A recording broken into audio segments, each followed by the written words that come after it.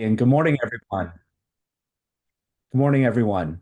Thank you for joining us this morning for a very interesting topic centered around parts margin and profit. Very hot topic that we've discussed over the last few months. For those of you familiar with parts tech and the Institute for Automotive Business Excellence, we're happy to continue this discussion with you this morning.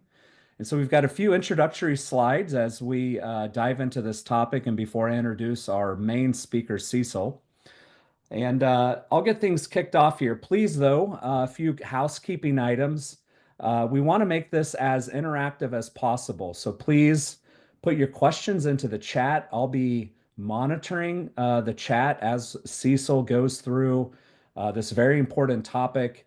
And I'll break in, Cecil, as we've got questions that I think are pertinent to the point that you're at in the discussion. So please keep those questions coming. We'll make sure to address as many of them as we can, and then certainly we'll have a time for Q&A towards the end. All right, let's get started here. All right, so I'm John Heller. I'm representing Parts Tech today with a few introductory slides. Number one about Parts Tech, and it's a good segue into the topic that we have with Cecil for the remainder of the time. So Parts Tech is a software that allows your shop to search and order parts from all of your suppliers in one lookup. We do aftermarket parts, tires, fluids, and chemicals, all in a single platform, so you don't have to bounce around between multiple logins, sticky notes, or phone calls to get the parts that you need. PartsTech is completely free to start using.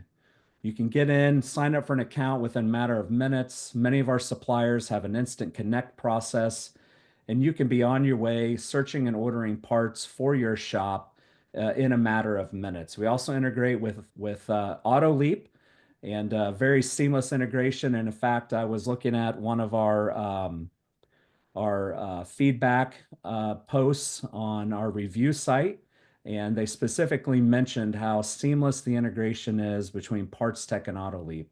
So please check that out. You can get real-time pricing and availability, as I mentioned, across all of your suppliers, and we see that many AutoLeap shops are saving an average of 15 minutes per RO in using Parts Tech for their parts search needs.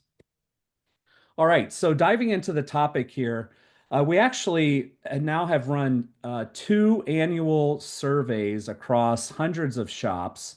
The last survey that we ran and was published here about a month or two ago, we went out and surveyed approximately 750 shops and found, as you can see here on the left-hand side of your screen, that many shops are leaving profit on the table. And if we add up all those percentages that fall below, let's call it the 60% mark, nearly 63% of shops are leaving money on the table. And this figure actually stayed about the same as it was last year. So this continues to be a challenge for many shops and is a topic that we want to specifically address, and Cecil will here coming up momentarily. So, who better to speak to this topic than Cecil Bullard, founder and chairman of the board at the Institute for Automotive Business Excellence? Cecil, welcome. I'll turn it over to you. I'll be monitoring the chat as you go through. Please don't take offense if I abruptly interject a question in midstream, but we want to make sure everyone gets to it. So, Cecil, I'll turn it over to you now. All right. Somebody has to let me share my screen. You got it. And we're hoping that will allow us to do that. Welcome. As John said, my name is Cecil Bullard. I have been in the automotive industry for a very long time. I spent a lot of my time as a service advisor and now as a service advisor trainer, sales trainer, management trainer, owner trainer. The fact is that when we look at automotive shops, the average net profit in the industry today is probably right around 4%. It's the last number I saw. And the net really needs to be around 20%. And there's two big places where we're losing money.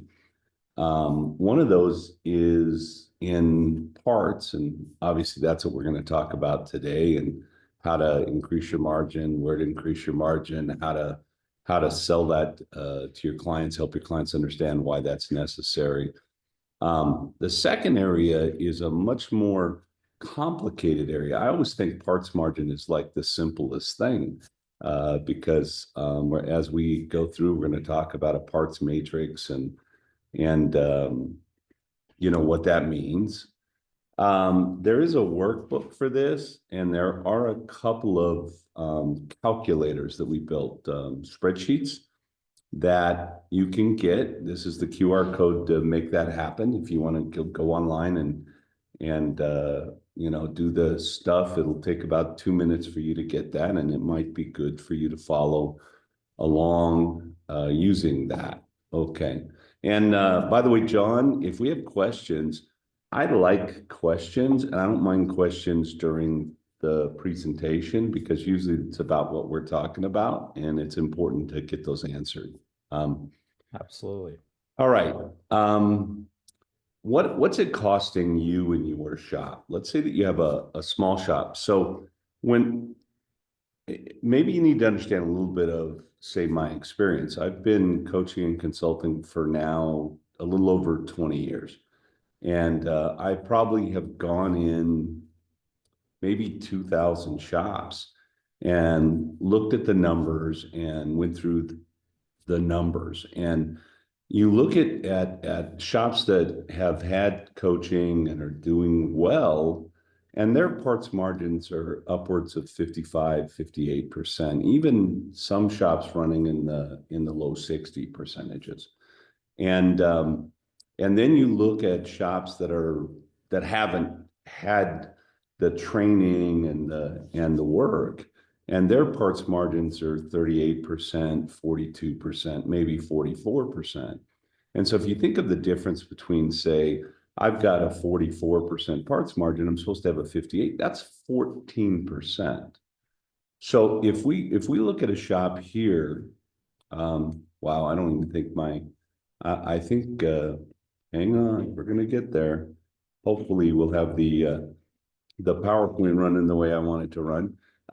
If you look at a shop that's doing 400,000, and let's say that you're off by that 15%, and that's a $30,000 in parts margin that you're missing on $200,000 in parts sales a year. And so if you're going to be in this business for a while, that can really add up. Now, if you step it up to a little bigger shop that's doing, say, 800,000 and 400,000 in sales, that's $60,000. And if you look at a shop that's doing about 1.1 million, if your margins are off, 15%, that's $82,000 a year. That's substantial difference. And I don't know what the number is, frankly, what the average shop is doing. I know what I see. And I would say that the average shop today out there is probably somewhere right around 40, 42% in margin. So if I'm missing 18% or 20%, it's a substantial amount of dollars.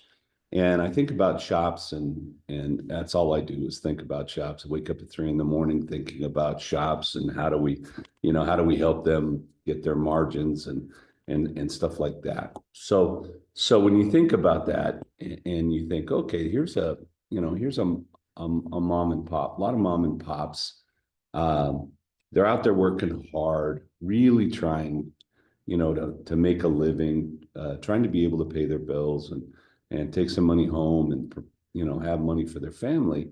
And if you're missing $60,000 in profit, that's substantial. So, what's important? When I sat down and I said, okay, I want to teach service advisors about stuff, I think the first thing is you have to understand, or you have to make some decision about what's okay. Because every time I do one of these and we talk about margins or, gross profit margins or parts margins or profits, I get shops that go, well, if I'm making a 50% margin on parts, do you think that's okay for the customer? And I think we need to make some decisions about what our business needs to run like and what it needs to look like. And so what's good for you, right? And uh, then I'm going to put a parts matrix in place and I'm going to stick to it. So we're going to show you what that is. And then I'm going to get rid of emotional discounting, which is what I call what we do typically. You know, we look up a part and we price it out and we look at whatever the list is. And by the way, I don't care about list price. We'll probably may have that question and we'll certainly get that answered why that doesn't matter. Um, and we go, wow, that's a really expensive part. And holy smokes, if I charge that, that customer is going to be nervous or they won't like me or maybe they'll leave or whatever. But what's the opposite of that, right? I don't charge it because I'm emotionally attached and I don't get that money. And then I didn't make the profit I needed to on the job. You know, big business, companies like Walmart and even Costco, they have items that they sell at a discount, but they also have items that they sell at a much higher markup because at the end of the day, if they're not profitable, then their stockholders sell their stock. And so they have to make a certain percentage of profit. And the difference between Costco or Walmart or any large company and Bob's Automotive down the street is that Bob's Automotive is going to do $1 million, $1.5 million. Costco is going to do several $1 trillion worth of business. So Costco can have a 3% margin on all their stuff, but Bob cannot because Bob cannot then fund the business. So I want to get through some basics here. We have two different things when it comes to parts that we would talk about. One is markup.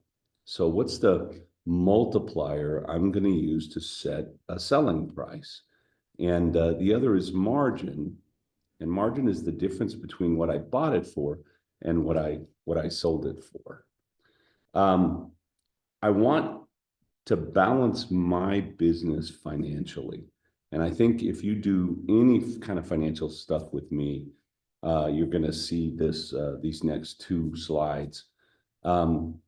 If I'm $120 an hour effectively, and effective labor rate's another thing. I might have a posted rate of 140, but I'm only getting 120 because I have some discounts and because I do some warranty work and stuff like that.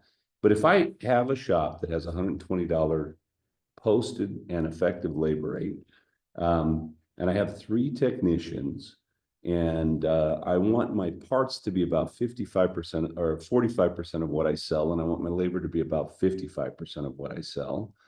I do that through pricing.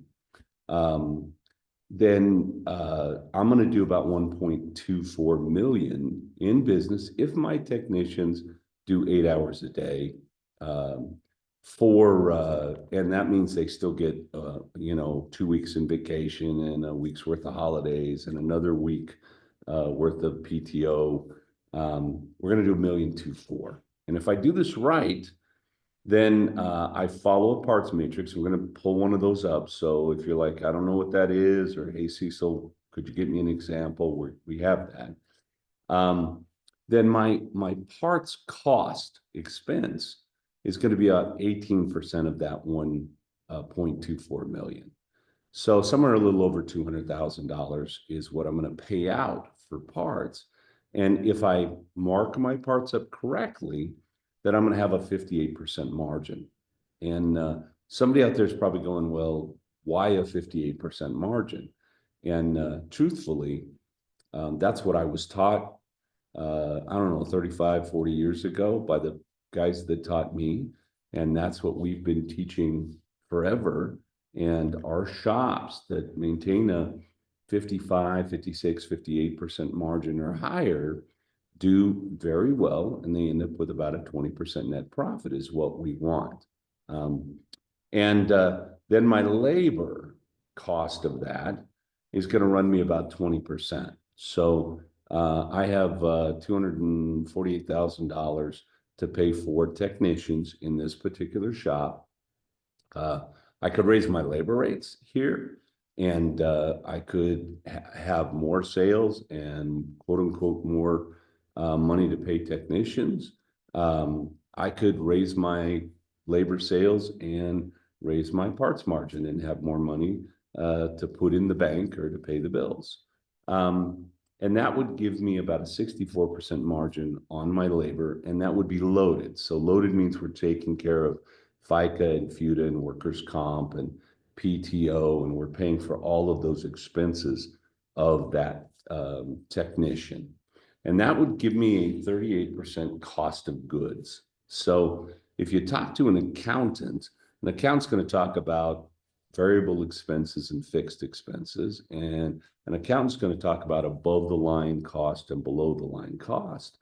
Variable expenses in the automotive industry are parts and labor, because if I don't sell anything, then I don't have to buy any parts. If I don't sell anything, I don't have to pay for any labor, any tech labor anyway. And so there's the line. You can see it here on the slide. There's the line, and that's above the line. And then we're going to talk about below the line. And so these are what we would call variable expenses. Now we're going to talk about fixed expenses. So I have a 38% cost of goods. It costs me 38 cents out of every dollar to pay for the parts and the tech labor, so that I can create an hour of parts and labor and sell it to a client, or 5/10 of it, or whatever that is. And that's going to give me a 62% gross profit. So now I have 62 cents of that dollar still sitting here to pay my fixed expenses. And my fixed expenses, if you're working with a decent coaching company, then they're probably going to divide your fixed expenses up into about 12 categories. And we don't have time for that, nor do we want to do that today. So we're going to keep them in 3 piles. One is my sales expense, and I like to know what I'm paying my salespeople, how much can I afford to pay my salespeople, and that's about 10% of my 1.24 million, and that's a loaded cost. So that includes FICA, FUTA, workers' comp. And then I have marketing expense, and yes, you got to do some marketing, guys.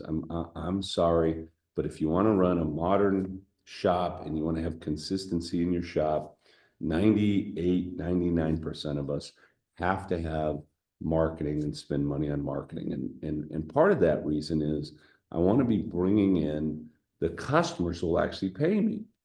So I may be able to run a shop, a small shop by referral, and I take what I take, and frankly, I don't want to take a client that's not willing to pay me. So I need to be able to put good customers in my business. So I'm going to spend between 6 to 9% on marketing, and then I'm going to spend, I hate that, 25% on my fixed expenses. Now, my fixed expenses are my rent, my utilities, my truck, my gas, my insurance, my banking costs. My salary as the owner comes out of fixed expenses. There are 2 ways that owners get paid owning a business. One is for what you do in the business, and that comes in the fixed expenses. And then the second way that you get paid is for the risk that you take, and that is your net profit. Now, so we've got all of our fixed expenses, and we've got all of our different percentages. And so a well-run shop will put about 20% to the bottom line. We have some shops right now that are putting 24 and 26% to the bottom line, but they're very well run. They have really good average repair orders, another class. They have 58% parts margin, maybe even 60% parts margin. and they're able to put a little more to the bottom line, in part because of their parts margin, but also in part because of their productivity, because they're actually billing out more than 8 hours a day for a technician, because they're using labor matrices like we would use a parts matrix. Now, I want to look at, it's going to drive me like totally insane, and I apologize, but I'm just going to do something really quick here. We changed the slides a little bit to for the class today. And hey, there we go. That looks a lot better.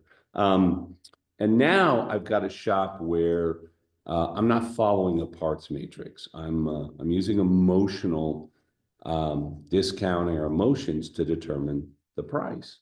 Um, there are variables that will make a difference in my parts margin, which we'll also talk about in a minute.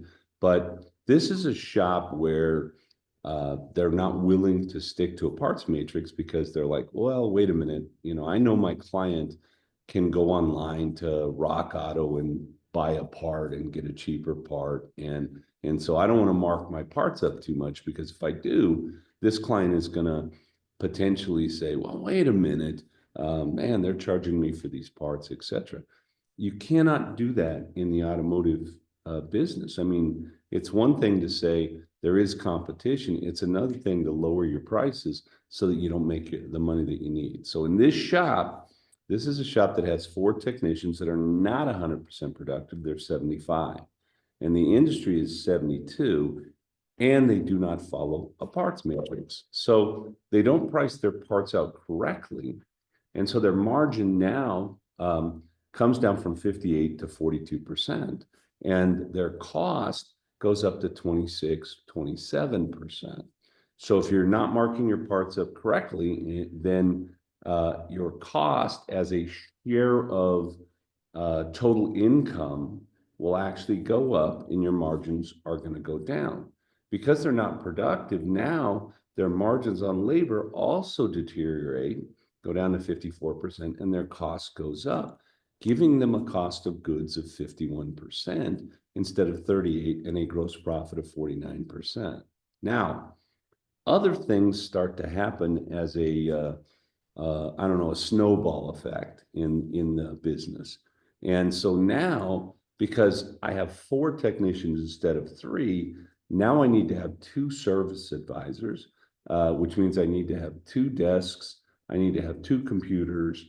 I need to have 2 parking spaces, etc. So my sales cost goes up as a percentage also, because I've got to hire another person, and I've got to, spend money on that particular person. And then for most shops, I get rid of my marketing because I just don't have enough money to spend on marketing. I was on a call yesterday with one of my clients, and he was like, "I'm spending $1,400 a month on marketing," and oh my gosh! And I was like, "Yeah, but you're getting a 10-to-1 return. So for every dollar you spend, you end up getting $10 back." And he was like, "Oh, okay."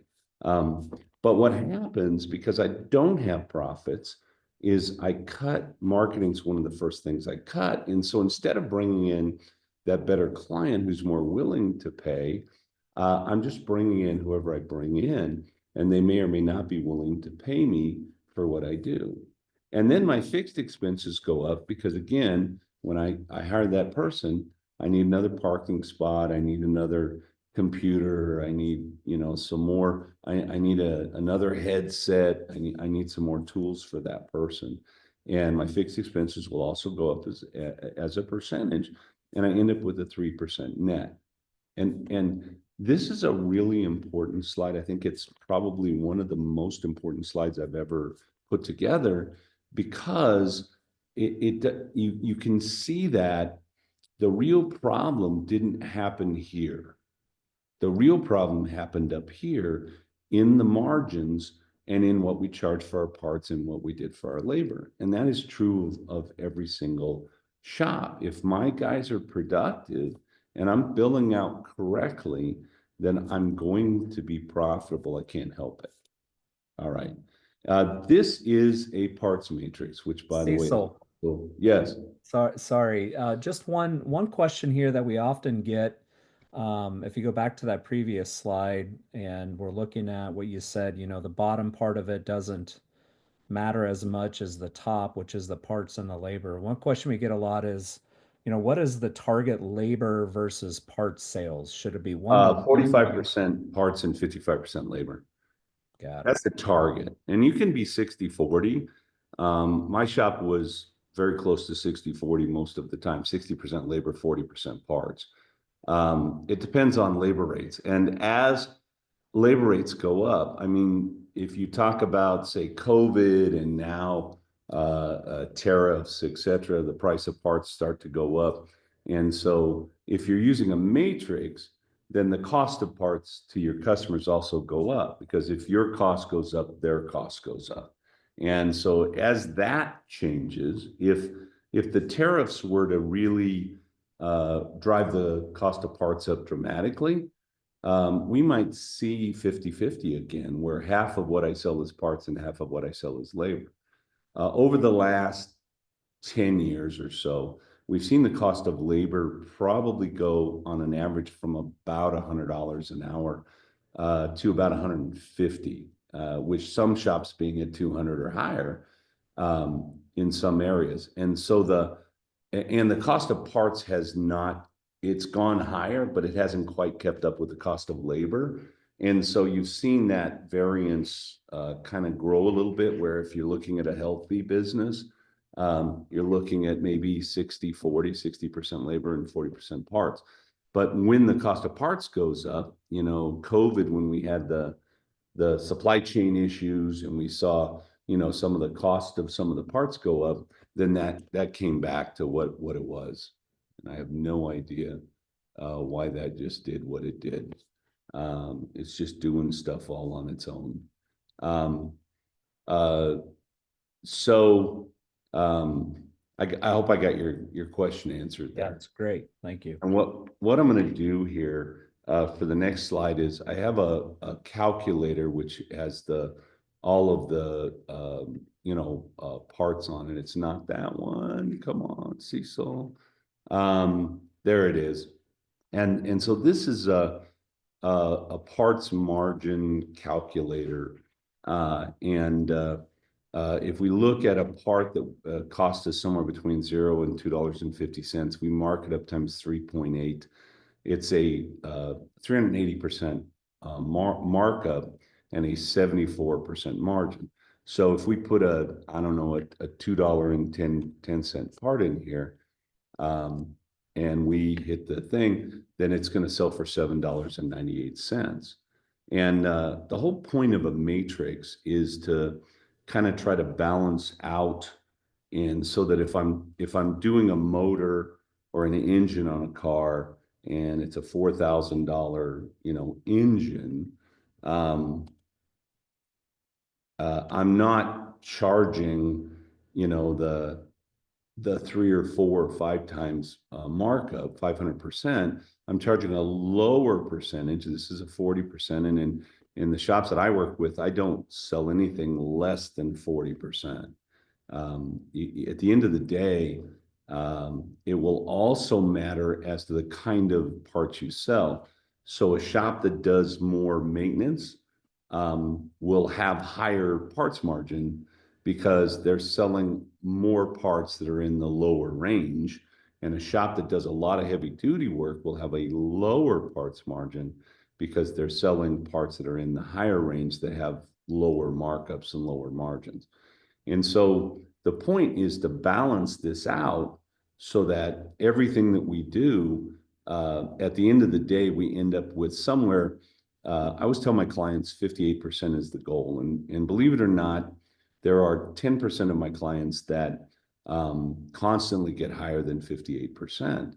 And then there is, I tell my clients, if you're at 55, I won't argue with you. I'm not going to, get upset with you. But if you're at 52, then we have a check engine light on, and we need to figure out why our parts margins are slipping and get that fixed. And, if you when you start to really and fully understand a shop and the shop numbers, you might say, oh, my parts margin was a little low this month. Um, and then you say, oh, we did two motors and a transmission this month in our stuff. And so, yeah, okay, so my parts margin was low. The other thing that is been talked about a lot in the industry, probably in the last 4 to 5 years, is gross profit per hour. So, if I can do a job that has maybe lower margin, tires have probably most tire stores are running, they should be running at 40% margin on their tires, but they're probably running at 30% or 32% or 28%.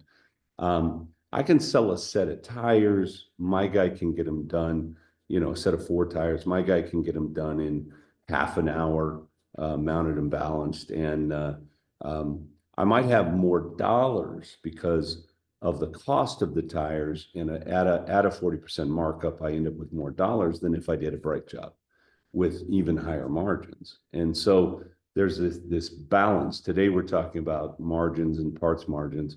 And we may talk a little bit more about, say, gross profit margin. While we're on this particular calculator slide set, I want to mention, the dealer price matrix, and let's talk about parts pricing in general. I used to say that parts prices were determined by, the parts manufacturer put a guy in a room. There were prices on the wall everywhere, and they blindfolded him. They spun him around and gave him some darts, and he threw a dart, and there's the list price.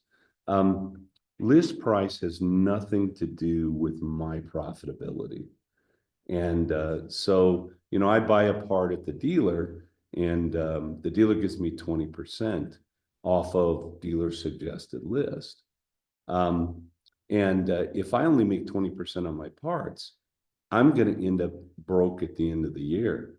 So I mark up parts even from a dealership hire. And I would tell you that anybody that's been a client of mine for more than maybe 2 or 3 months are regularly marking up parts higher than dealer list, suggested list. Because if I don't make the money I need. And I'm in business.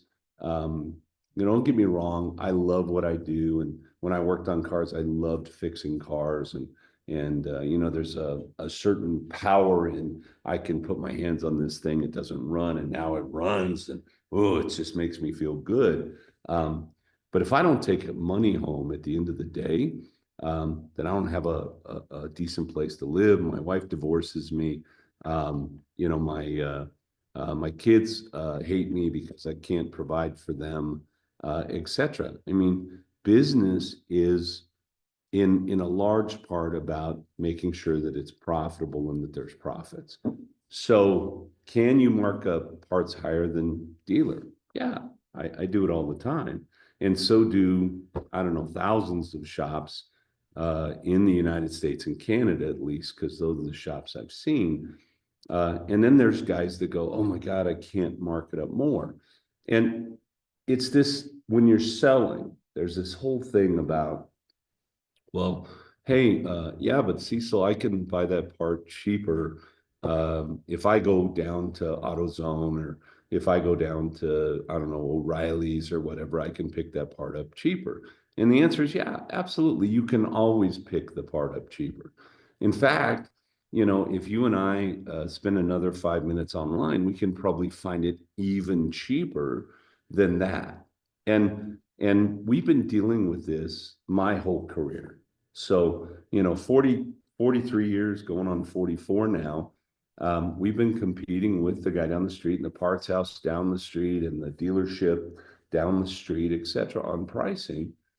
And my shops, we set our price. We knew what we needed to make, and we kind of didn't argue about it. So what I want the people here that are watching to think about is the you're going to go out to a restaurant, and if I go to I don't know, Outback here, I don't know, by the time I'm out of there with the tip and everything, it's going to be $120, $130 because it's going to be me and my wife or me and a friend or whatever, right? And you know, the steak and you get a steak and a potato and maybe a salad for, I don't know, 38, $42. Well, I can buy a steak for 12 bucks at the grocery store.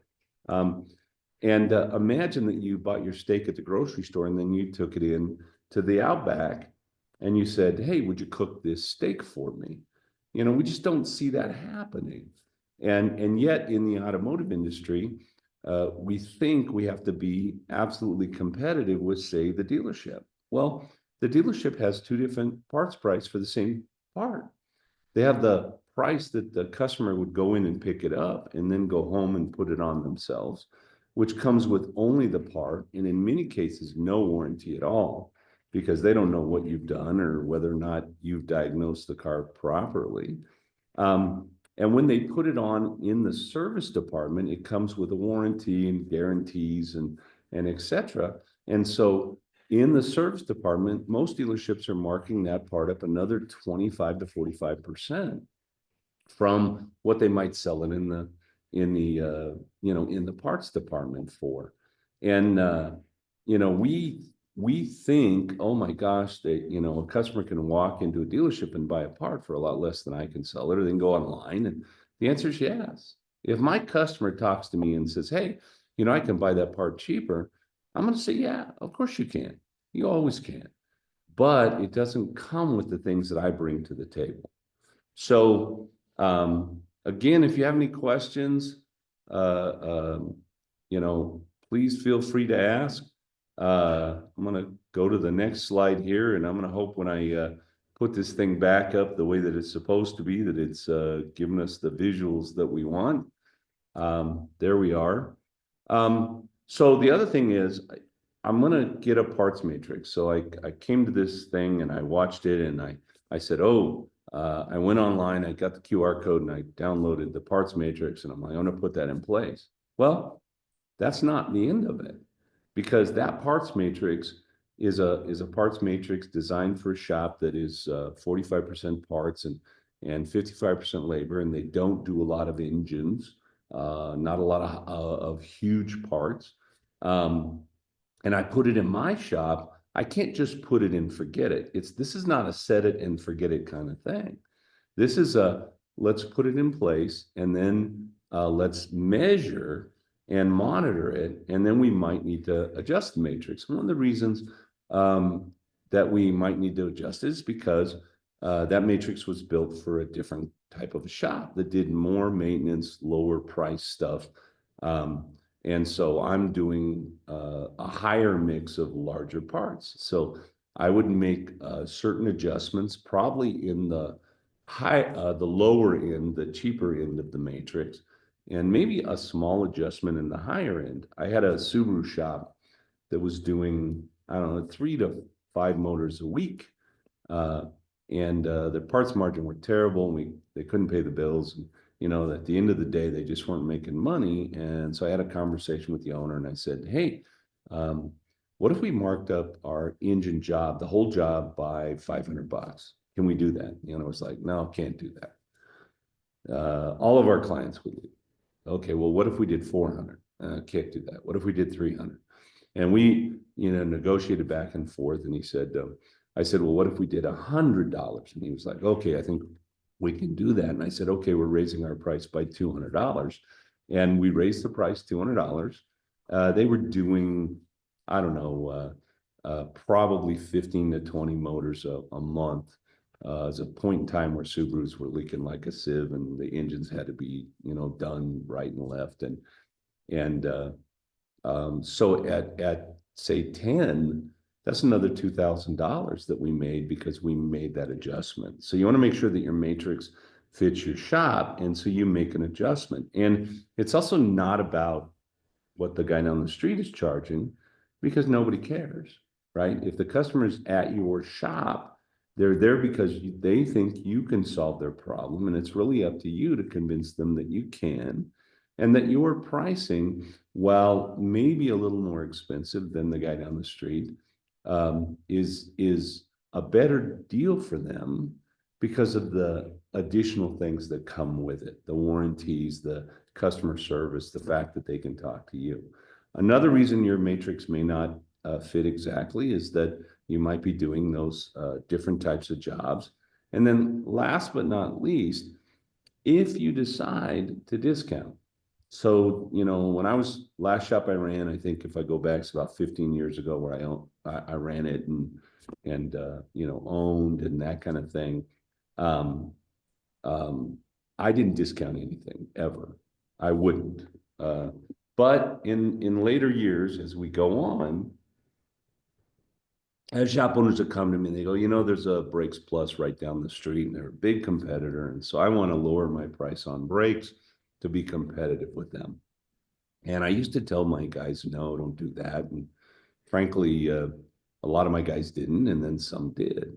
What I want to do is if I am going to pick out 10 items that I think I need to discount because they are very price competitive, or if one of the dealerships is working price on those things, I may want to discount for some short time an item or two. What I do then is I go back in and I actually raise the price of the other stuff by 0.5%, 1%. Everything else I sell. Because at the end of the day, if I have 58% parts margin, then I hit the goal and I hit the target. It doesn't matter necessarily that on one particular item, I only made 30% or 40% if I have other items that I made 65% on that balance it out.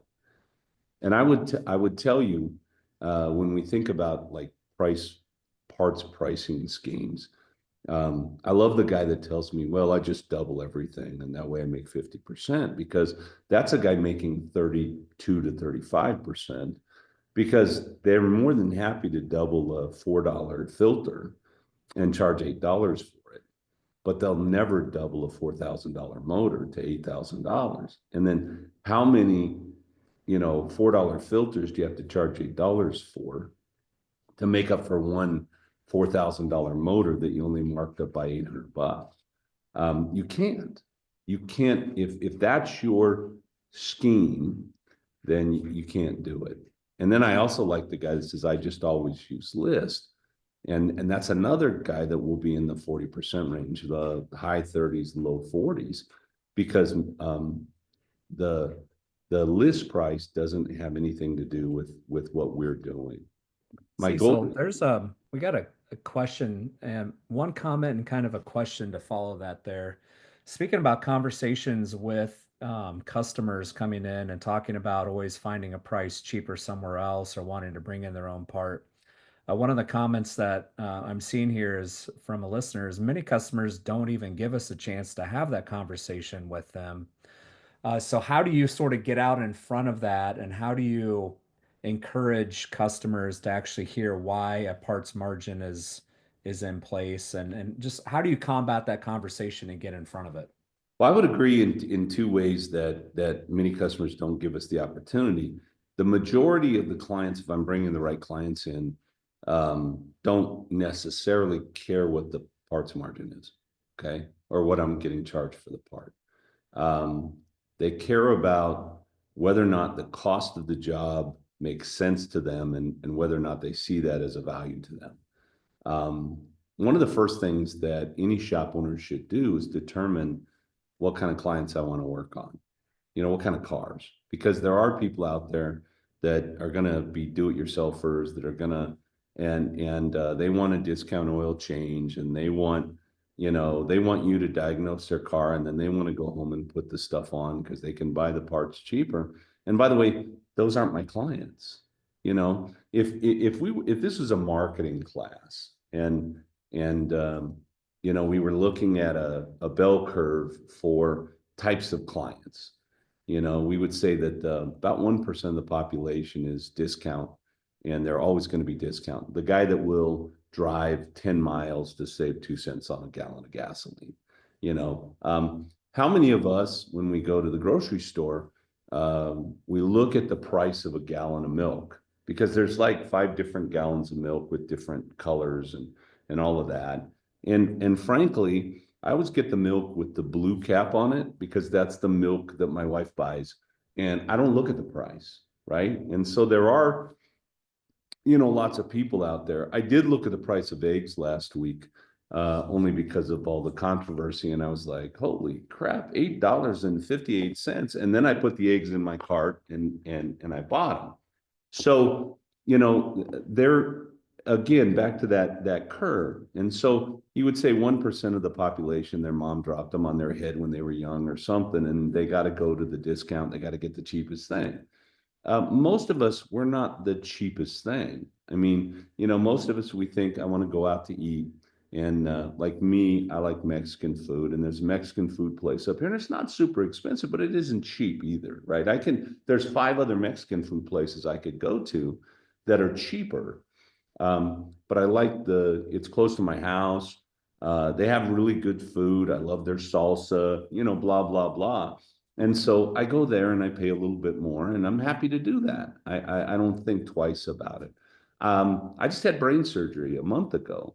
And believe me, when I was looking up the brain surgeons, I wasn't looking for the cheapest brain surgeon, you know? And so back to the curve. So let's say 1%'s nuts and they're just cheap. Maybe that's even 2%.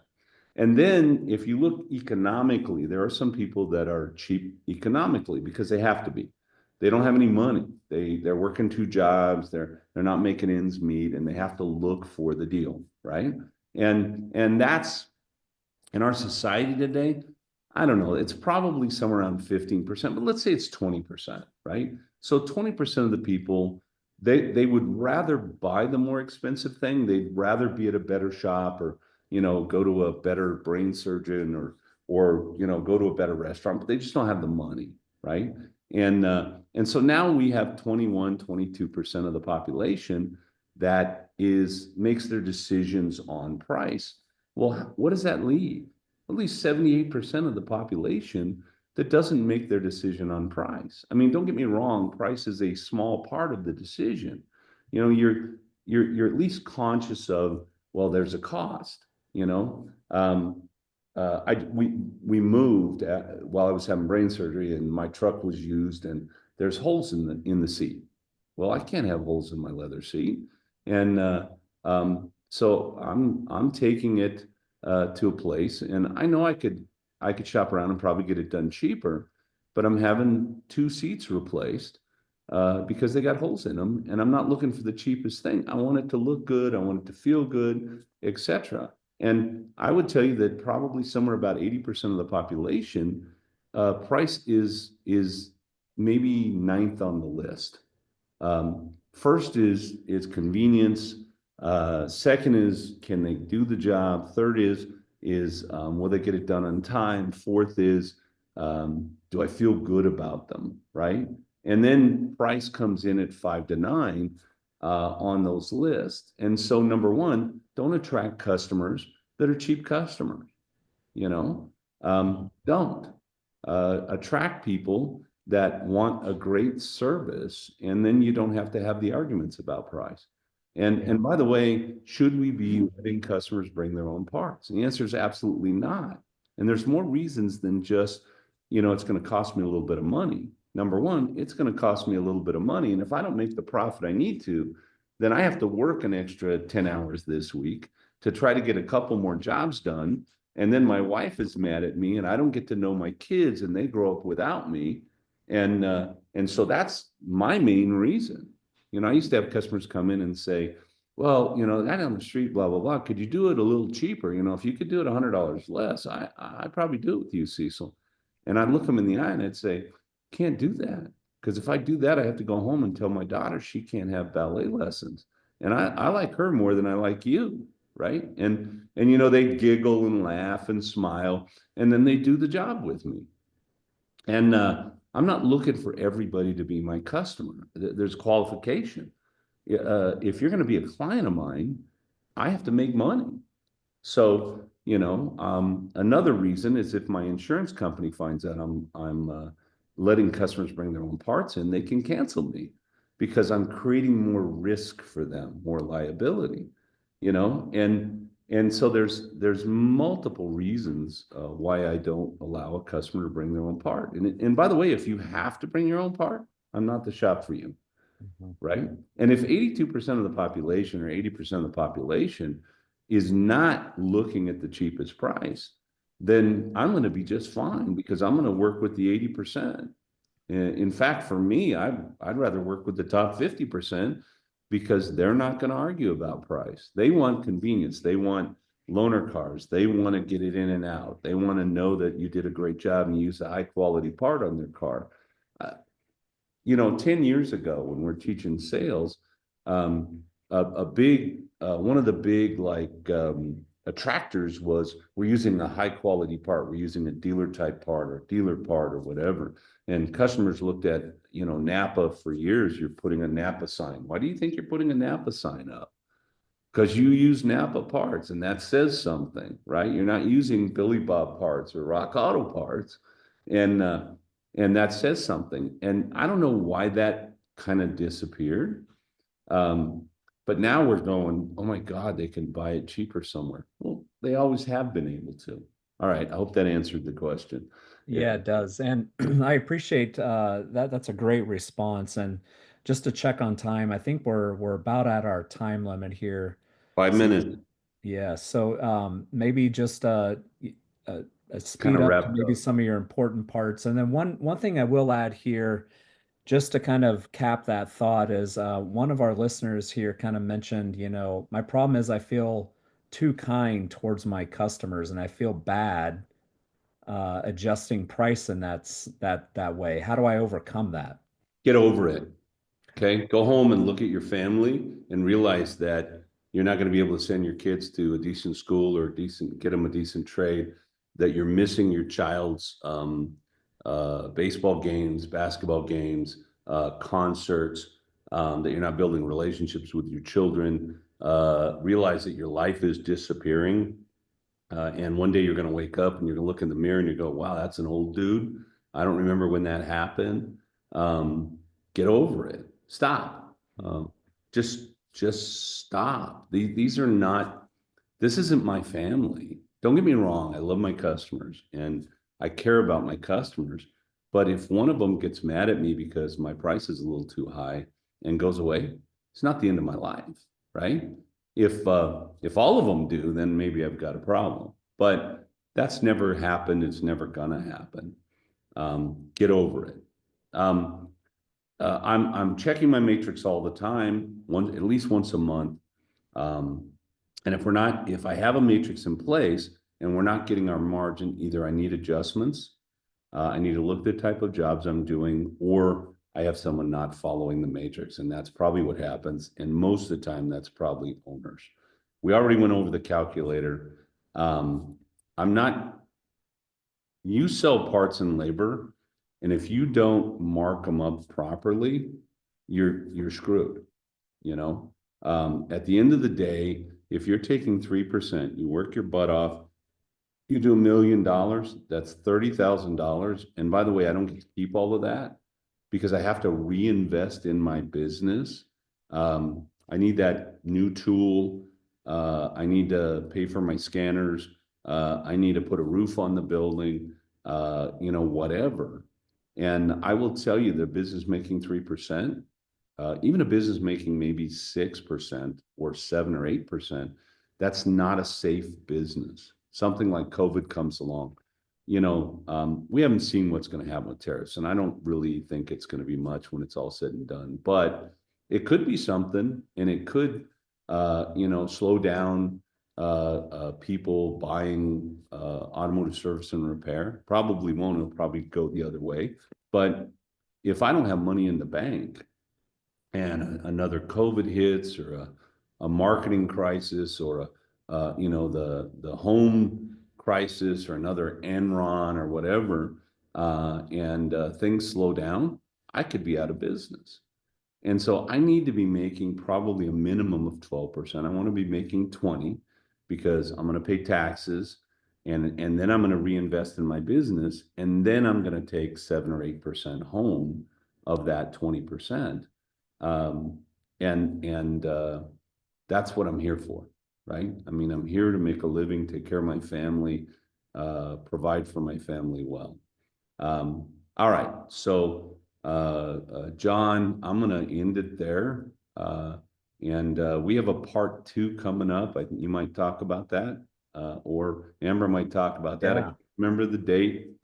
absolutely. But I Yeah, I just actually put it in the chat, and so it'll be on May 15th, and you can actually go ahead and register for part 2 with us soon. So thank you so much, John and Cecil. We really appreciate your time, and looking by the chat and every question that was coming through, it was a great session. So thank you so much. And just a reminder, these are on-demand sessions, and so you can go back into the auditorium, give us about an hour to an hour and a half, and this recording will be already posted for you to go back and have access to for 90 days following today's date. Anything, John, Cecil, last words? well, at the Institute, we work with shops all the time. We have a service advisor training if you don't know how to sell it. And we'd be more than happy to answer some questions or do an evaluation for you at no charge. Just come to wearetheinstitute.com and we'd be happy to help you out. Wonderful. Yeah, Looks like thank you. folks Thanks are for already having us, Amber. registering. They're There already you registering go. for part 2. I love it, guys. See you soon. Awesome. You're welcome, John. Cecil, thank you so much for your time. Have a Thanks, great Amber. day. Thank Bye. you.